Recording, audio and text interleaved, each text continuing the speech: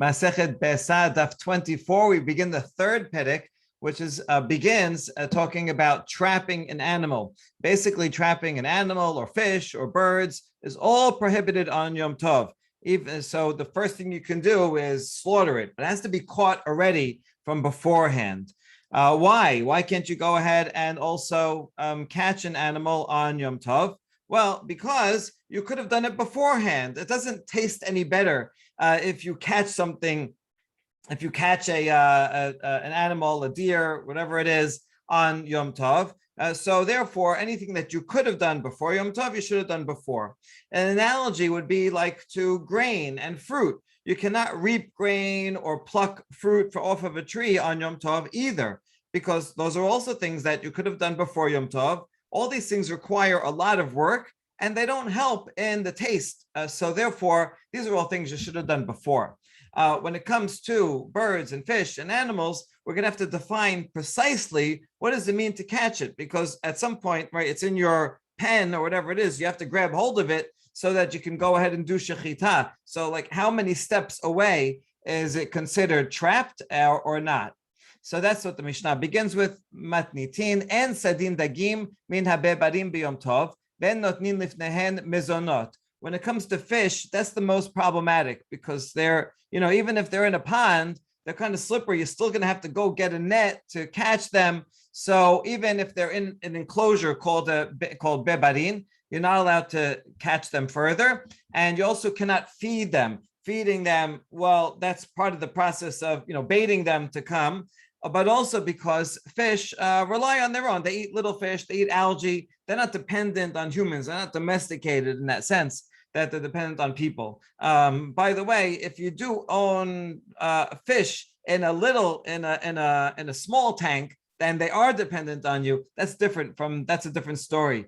That they are dependent on you, so you can feed them. That's different from here, where they're in some kind of natural pond, even if it's small. So that's fish, which is stringent. However,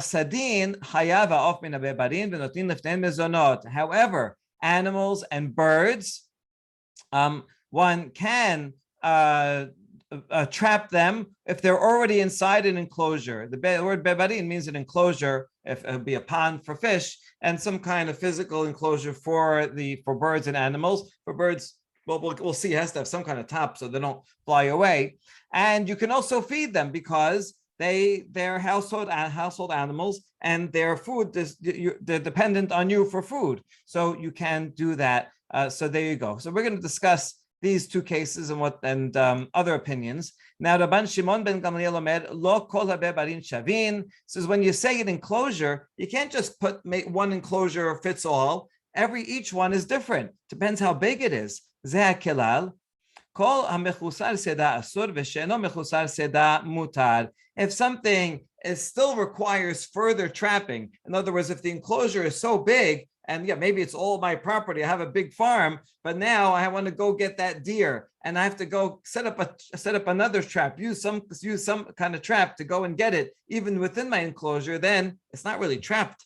However, if it's small enough that I can just go ahead and get it easily, without having to run around too much and use traps, then it's considered already trapped. It just means a matter of going and getting it, grabbing onto it, so that we can go ahead and do shechita. It's not clear if Rabban Shimon ben Gamliel is arguing on what came before, or if he's clarifying what came before. So Gemara will discuss that. It looks like he's actually clarifying it. This is here bebarin. Says, well, not any enclosure, maybe a standard one. But it does depend how big it is. All right, that's the Mishnah. Now the Gemara is going to bring two other sources that are different than the Mishnah, and try to reconcile all of them all together. Urminhu. So this one is from a Tosefta. Bebarin shel chaya v'shel ofot en sadin mehen b'yom tov ben notnin lifnehen mezonot. This Baraita doesn't talk about fish. Only talks about the animals, the chaya, wild animals and birds. And it says you cannot catch them on Yom Tov, even though they're in an enclosure, in a bebarin. So this is the opposite. And you're not allowed to give them food. So this is exactly the opposite of our Mishnah. Kasha chaya chaya, kasha ofot ofot. So our question is both regarding the animals and regarding the birds. The Mishnah said they both are permitted, and this Tosefta said both are prohibited. So we can answer half the question. Bishlama haya haya lakasha hadabiuda rabanan. We can answer these wild animals. That one is talking about the biuda, and the other, the Mishnah is the opinion of Rabbanan. How so? What are we talking about? Well, here's the source. This is a Mishnah in Shabbat. Now, regarding Shabbat, we have the opposite problem, right? On Yom Tov, we want it to be already trapped so that we can just go and get it. On Shabbat, we're talking about what you're not allowed to do, because you would be violating Shabbat if you trap it. I mean, also on Yom Tov, if you trap it, you'd be violating. So what is considered trapping? Ditnan. Rabbi Yehuda Omer, Hasad Sipor Lamigdal, Usvi Labayit Hayav. Labayit Hu Mechayev Aval Bebarin La. So regarding Shabbat, Rabbi Yehuda says, if someone traps a bird into a closet, okay, that's for birds. We'll get to the birds in a minute, but we're focusing on the animals. Usvi labayit chayav. So if you trap a deer, goes in. This could happen in deal, right? A deer walks into your house and you close the door. By closing the door, now the deer is trapped in your house. So that person does that chayav. So you see that only if it goes into your house chayav, which is relatively small. However, if it goes to an enclosure to your yard, then that would be okay. In other words, it's not considered trapped when it's in your yard. So you see the Yehuda, who is actually lenient regarding Shabbat and saying that this is not considered trapping. That's good for a Shabbat violation, but it's actually bad for Yom Tov because it's a chumrah for Yom Tov, because that means that if you have a deer in your yard on Yom Tov, you can't go ahead and take it and do shechita because it's not considered trapped. So you see that Rabbi Yehuda, who says in this case that an animal trapped in enclosure is not yet trapped, he would say that you take it on Yom Tov. So he's machmir on Yom Tov, and that would be and mekel on Shabbat. So that would be the opinion of the Tosefta here. So the Yehuda would be the author of the Tosefta, whereas Chachamim omrim sipor lemigdal usbi lagina v'lechaseh bebarin. Chachamim say that they agree regarding a bird that is only considered trapped when it goes into this closet. However, for the other animals, only if they go into a yard or an enclosure that is considered trapped. So you see that he is machmir regarding Shabbat, saying, "Oh, you went into your gate and you close the gate of your yard, or you're chayav chatat for Shabbat. That's considered trapping." All right, so a chumrah for Shabbat is a kula for Yom Tov, because that means that if you find a deer was already enclosed in your yard on Yom Tov, that means it's considered already trapped. And therefore, on Yom Tov, you're allowed to go ahead and take it and then go and do shechita. So the Chachamim would be the authors of our Mishnah, which permitted the taking of the animals. Okay, so now we're able to resolve those two sources, the Mishnah with the Tosefta, that the Tosefta is Rabbi Yehuda and the Mishnah is Chachamim. Ela ofot kasha, but we still have a problem regarding birds, because you see here that Rabbi Yehuda and Chachamim agreed that birds are only considered trapped when they get into a closet. See, birds are different because they fly around, so you got to get them into a smaller space in order to be considered that these are trapped. So now what are we going to do with the birds, where we have also the Mishnah permitted and the Tosefta prohibited? So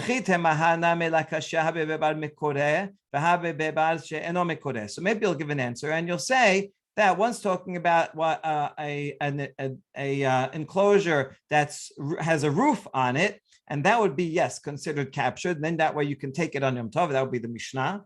And the Tosefta is talking about an enclosure that does not have a roof, so that's not considered trapped if it doesn't have a roof on it, and that's why the Baraita was machmir on it. So maybe you'll say that, but that is not going to work because of this Mishnah again. So we're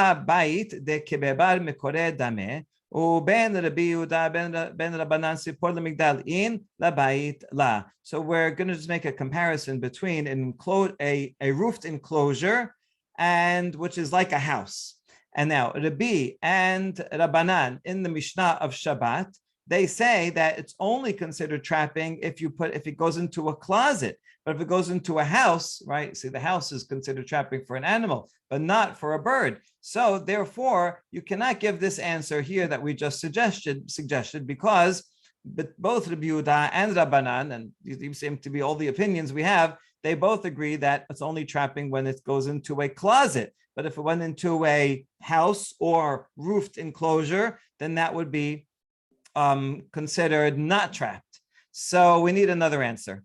Here it is. Amar Rabba bar Ravuna hacha besipor deror askinan she'ena mekabelet marut. Oh, the Mishnah, which Mishnah Shabbat, which said that has to be in a closet. That is a different story. That's talking about an unwieldy bird, a free bird like a sparrow, which does not even calm down even when it's in a house. Most birds, once they're in a house and there's a roof, then they're going to calm down and they're easy to catch, but not this one. So that's why they were machmir.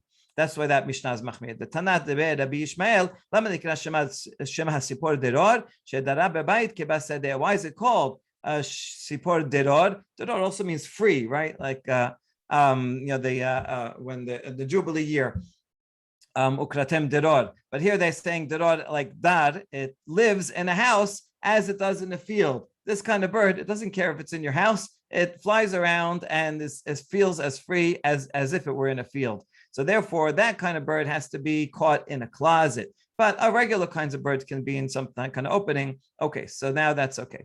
All right, well, now that you gave this answer, that there's, that there are completely different circumstances. Right,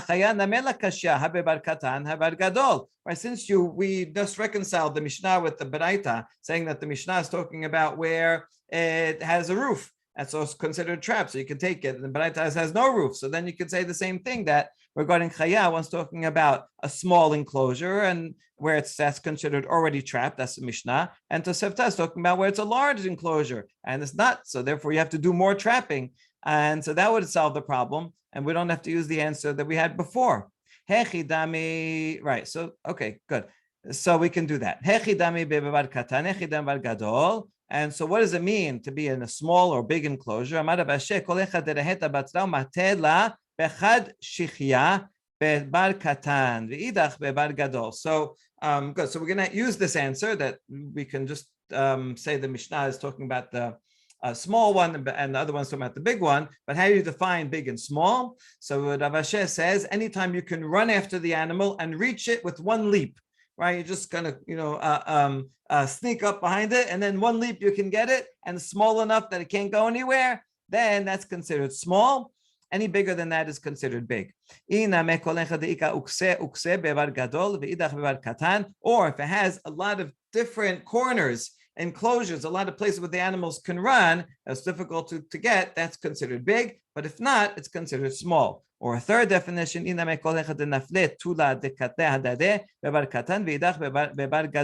or anytime the walls form a shadow on the other wall. In other words, I guess walls are some standard height. And so if they're close enough together that when the sun is on the side, it casts a shadow on the next wall, that's considered small, but otherwise it's considered big. So any of these three definitions. And so now we resolved the Mishnah with the Tosefta, with the other Mishnah on Shabbat. And we saw that interesting paradox that a chumrah for Shabbat, what's considered trapping, is a kula for Yom Tov because it's already trapped and I can go ahead and use it on Yom Tov. All right, and now the next line in the Mishnah, he says you can't compare all enclosures. It depends how big. Amar Rav Yosef, Amar Rav Yehuda, Amar Shemuel. Halacha kerebi Shimon ben Gamliel. So he says the halacha is in fact like that. It depends how big it is. Abaye challenges Rav Yosef and says, why do you have to say halacha is like him? Usually if you say halacha is like A, it means it's like A and not like B. So Abaye is saying, well, does anyone argue? Right? Isn't Rabbi Shimon ben Gamliel simply Rabban Shimon ben Gamliel simply explaining, clarifying a point for the first, right? The Tanakh Kama said, if it's in an enclosure, and Rashbag just says it depends how big the enclosure is. So he's not arguing. So why do you have to come and say halachas like him? Rav Yosef answers Abaye, says, well, what's the difference? Halacha is like him, whether someone that agrees with him, whether someone disagrees with him. Halacha is like that either way. So why do you have to know whether there's someone who disagrees? Right? I gave you the practical response.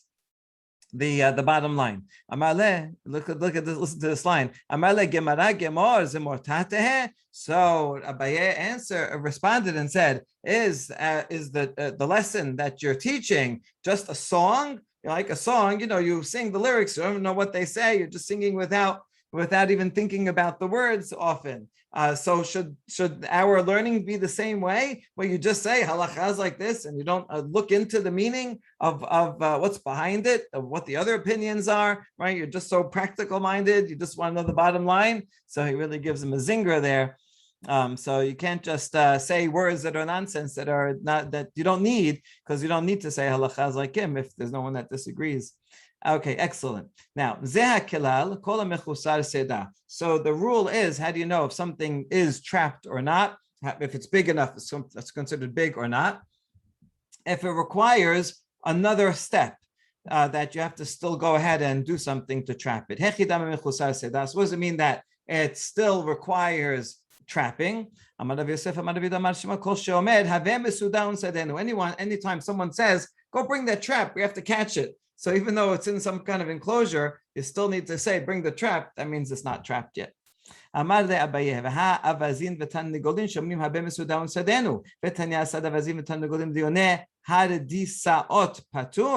Abaye challenges this definition, because after all, we have geese and chickens, those both kosher animals, and so you can go ahead and get them on Yom Tov and slaughter them. And you hear people say, go bring the trap so that we can catch this chicken. Chickens are running around his yard, but you still need a trap to make it easier to catch it. And yet that we said is patur. If you trap geese and chickens like this on Shabbat or Yom Tov, patur. So you see that this is not considered trapping, even though you're saying, go ahead and get the trap. Another item that's mentioned here is the doves of Herodian doves, right? The Hadith. Why they call this? It seems that Herod the Great may have imported this type of domesticated dove, or maybe it comes from the island of Rhodes. Okay, either way, that's another type of animal that's relatively domesticated, and yet you need a trap, but that's permitted. So I mean, at least it's not chayav. It's not considered trapping, even though you need a tool. So how do we reconcile this? Amar Rav Huna Amar Shmuel, halalu be'in lechluvan la'erev, halalu en be'in lechluvan la'erev. These, the geese and the chickens, even though they run around in the yard during the day, they all come back to the coop at night. So since they all come back, they're easy to trap. So then that means even though you're going to run after them, so you bring the trap, but they're so domesticated because they come back home every night. Whereas the other things mentioned in the Mishnah, those animals and things, they do not come back to their coop or wherever they live at night. They could stay out if you don't bring them in. So therefore, they are less domesticated. So there is, in fact, a difference between them. Okay, so therefore, our definition in the Mishnah stands. בתניא הסד יונה שובח ויונה עלייה וסיפורים שכיוונו בתפיחין בביברות חייב. Wait, what about doves, the dovecotes and doves in the loft? They come to the coops at night, and yet if someone goes ahead and traps these kinds of doves, or doves in pitchers. It seems that they would take pitchers, maybe old pitchers that were cracked, and they would put them out so that the doves would make nests in them, and then the eggs would fall down, then they would take them. And so all these things are chayav, even though it comes back to the coop.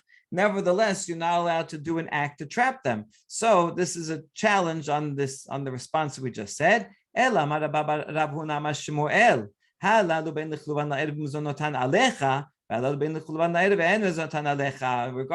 the geese and chickens, not only do they come back at night, they also depend on humans for food. They're totally domesticated. So those are, they're yours. So you can go ahead and say, okay, bring that trap and let's get them.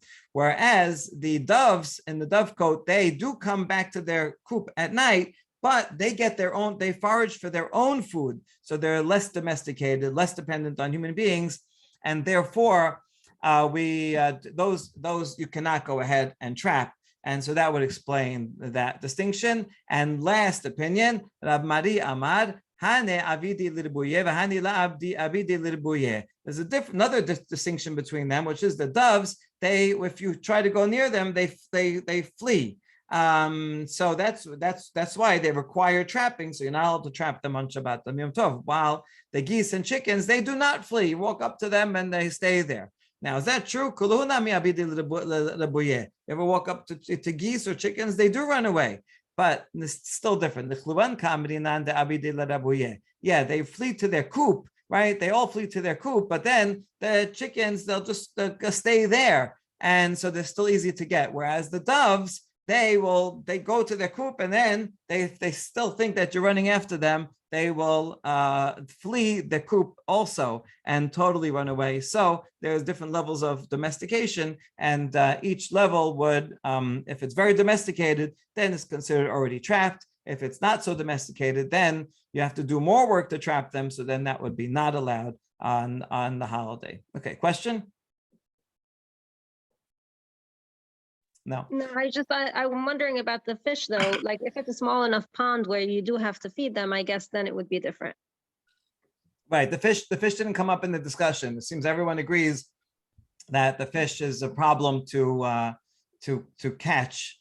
It's too hard to do it. You're always going to need something in order to catch a fish. You can't really just grab it with your hand. But maybe if it's very small, like in the little bag, then it'll be okay. Okay. Mishnah Mesudot Chayav Ha'of Edagim Sha'asa'an Me'arev Yom Tov Lo Yito Mehen Beyom Tov Elam Ken Yodea Shenisadu Me'arev Yom Tov. So here's talking about a case where you set a trap, in the water or on land, wherever, for the birds. You set a trap from the day before, and then the question is, did the trap catch the animal before Yom Tov? In that case, it would be allowed. But if it trapped it on Yom Tov, then it would not be allowed.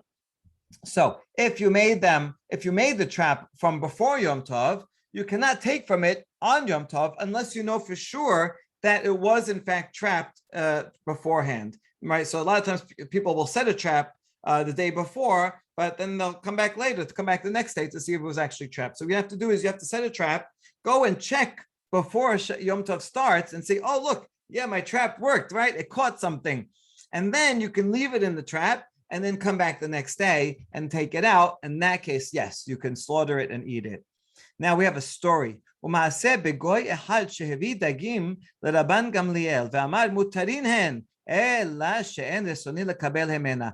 a non-Jew came and brought to Rabban Gamliel some fish. Now, if the non-Jew is bringing them, probably they're fresh fish, right? They didn't have refrigerators, so he likely caught them that day. And Rabban Gamliel said, listen, it's permitted. I decided to reject them because I don't like that guy. Right. So that's why I didn't want to take a present from him. But don't think it's not allowed. If I liked him, I would have accepted it. So this is strange because the story seems to contradict the law. We just said a law that says you have to make sure it was caught before Yom Tov started. And now this non-Jew, he went and caught it for you and gave it to you. So really, if he's doing it for you, you're not allowed to use it. And Rabban Gamaliel says it would have been permitted. So that's our opening question. Maaseh listor, do you bring a story to contradict the law that you just said? What's going on here? Sometimes in Mishnah, you do have such a thing. You have a story, you have a law, and then the story that contradicts because it wants to give a nuance or an exception or something. But what's going on here? Oh,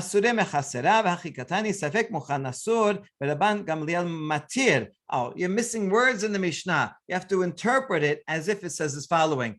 If you put a trap there, do not take from it unless you know for sure that it trapped it beforehand. Now, in most cases, you're not going to know for sure either way. So what if you have a safek? You could be a trapped it before, could be a trapped it today. So safek muchan. So if you're not sure, it's prohibited. That's Tanakama. The Rabban Gamliel says if you're not sure, it's okay.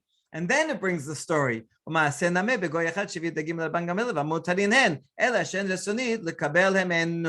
So he accepted them because he wasn't sure. I don't know when the goy caught it. Maybe the goy himself doesn't know. He put a trap there from before. And so, I mean, to see fish traps, they you can leave it over time. We have a picture here. Right, this is you'd make some kind of a dam or something, and then here's what the trap looks like. It's like a netting or a sieve, and then the water would rush through. Any sea creatures would get caught in here, and so but they would live because there's still water in there. So you can leave them there for a day or two, and then you come the next day and you take this whole basket and you bring it to shore and whatever is in there. So you never know exactly when it went into this. So therefore, we don't know when the non-Jew caught them. And the Man Gamliel said, if in case of doubt, it's okay. Tanakh said, in case of doubt, it's not allowed. Okay, good. So now we understand the two opinions in the Mishnah. Who are we going to follow? Amar Rav Yehuda, Amar Shemuel. And halacha Rabban Gamliel. We do not follow the leniency of Rabban Gamliel. If you're not sure, then you cannot eat it. V'ika dematne la'aha tetanya safek muchan Rabban Gamliel matir Rabbi Yoshua osed. There's a second. Some people say that this statement of Shemuel was not said on the Mishnah, but rather on a Baraita. It comes to the same law. The Baraita says, if in the case of doubt, whether it was prepared, it's not allowed. Rabban Gamliel says it's permitted. Yoshua says it's not permitted, and Amar Rav Yehuda Mashmuel Achak Yoshua says it's not permitted. So the wording is different, but the bottom line halacha is the same. That we're machmir in this case. And there are others who apply this ruling to yet a different braita altogether. This one's a little bit longer, but it's going to come to the same conclusion. In cases of doubt, when you don't know when it was caught, you have to be stringent. And here's the longer braita. Shochatin min hanegarin beyom tov, avalo min hareshatot umin hamichmarot. So an animal that's in a pen that has pools and has pools so that they can drink from it. So if you take from one of these, it's okay. These are smaller. But if something is caught in the net or a trap and you don't know when it actually got caught. See, in the first case, it's already in this enclosure. I know it's trapped. But something else that it found in a net or trap, and I don't know when it got there. So Rabbi Shimon ben Elazar Omer, Baum san mikul kalin me'adev Yom Tov, be'adush me'adev Yom Tov me'sodu umutarin. If you checked before Yom Tov and you saw that the netting is all out of place, so that means that something got caught in it, right? And it's fighting its way out, and that's why it's all out of place. So then you know it was caught before Yom Tov, and you can take it on Yom Tov and eat it. However, if you came and saw that it was only messed up on Yom Tov, then you know that it was caught on Yom Tov, and then you cannot take it. Okay, so that's the Braita. We analyze this Braita and we say, Hagufa Kashya. The two cases seem to contradict one another. Because neither of them talk about a case of doubt. Either you're sure it was before, you're sure it was this and after. So the first case, you said you came before Yom Tov and you saw that the trap was moved, so you know that it caught something. That's because for sure you know. But if you're not sure when it was caught, then you'd be stringent. But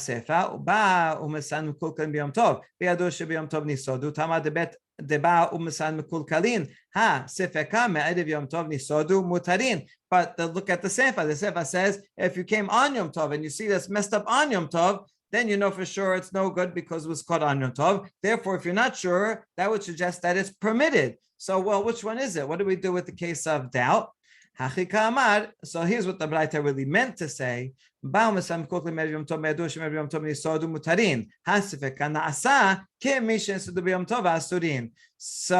we read the first case as is.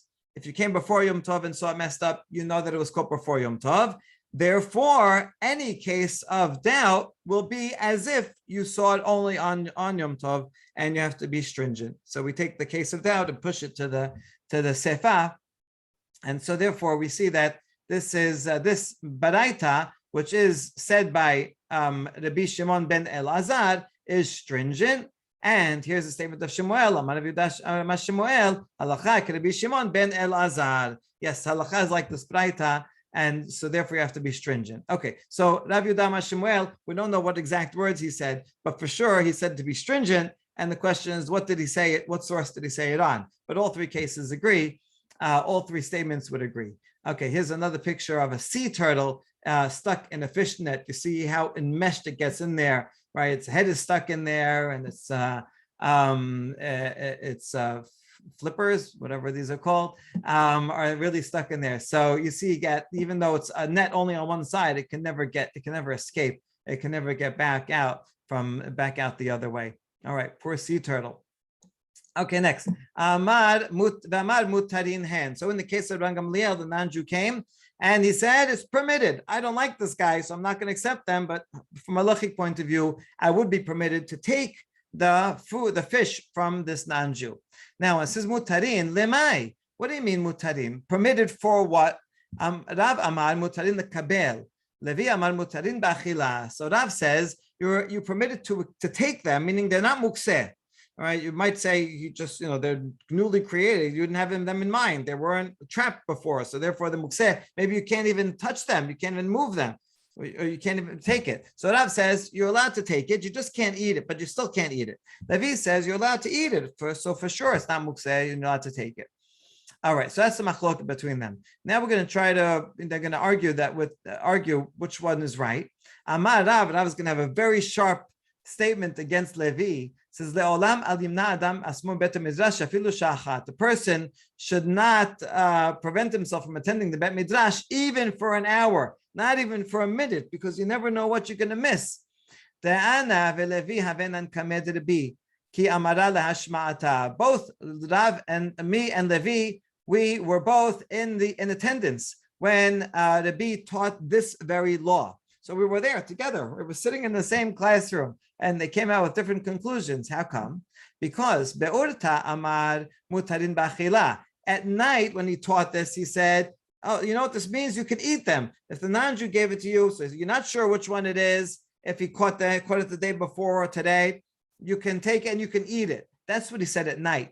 The safra amar mutarin kabel. In the morning, though, he changed his mind. He thought it over at night. He says, "No, you can't eat it. You can only accept it, and it's not mukseh, but not eat it." Ana dehavai be midrash hadribi. Levi de laha dehava be midrasha laha darbe. I was in the be midrash at night and in the morning, right? So I'm consistent. So I realized that's why I changed my mind, because Rabbi changed his mind, and I know that Levi was only there at night. He only heard this, that you're allowed to eat it. He never heard Rabbi's clarification the next day. So that's pretty strong proof against him. And so that's Rav's opinion. All right, now we have a challenge to this. Metibe, goy shehevi doron Israel, afilu dagim mefulamin uperot b'nei yoman mutarin. This Braita says that if a non-Jew brings a gift, even if they're moist fish, they're fresh, right? You see that they look fresh. You can tell that they caught that day. Or if he brings fruit that was plucked that very day, then mutarin, it's permitted. Now, how could it be permitted for what? If you say permitted mean to take it, it's not mukseh, we can understand. That's not doing much. And this is like, for sure it's done that day. But according to the one who says you're allowed to eat them, does anybody think that fruit, that vegetables that are plucked that very day would be permitted? Right? No one thinks that. To eat, no one thinks that. So see, this is good by comparing the fish to the fruit, and the law about the fruit, we know what it is.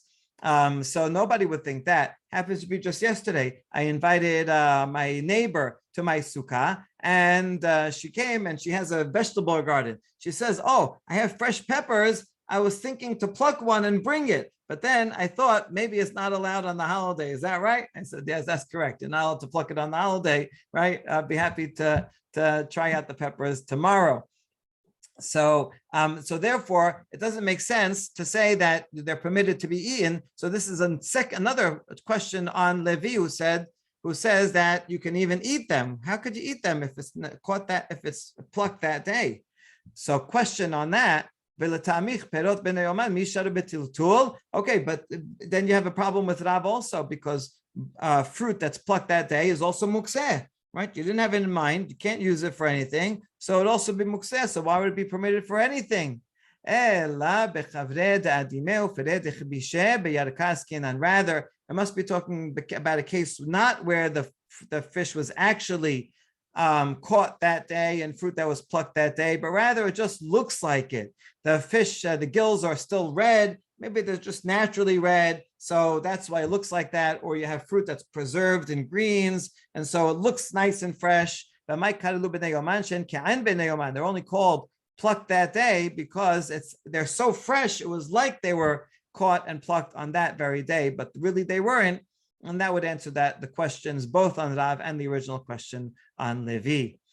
All right, now that's good. Amar Papa Hilcheta Goy Shevi Doron Yisrael B'Yom Tov Im Yesh Me'oto Amin B'Mechubad Asur. So now the final halacha l'maaseh. This is very nice. All the sugyot today ended on a halacha l'maaseh section. So if a non-Jew does bring a present on the holiday, if in the area you have the same species that's attached to trees and vines, asur, then it's prohibited, because you have to worry, maybe he went and plucked it on that very day. If the harvest was completed and nobody has any apples left on their trees, then you know that he didn't pluck it on that day, it will be okay.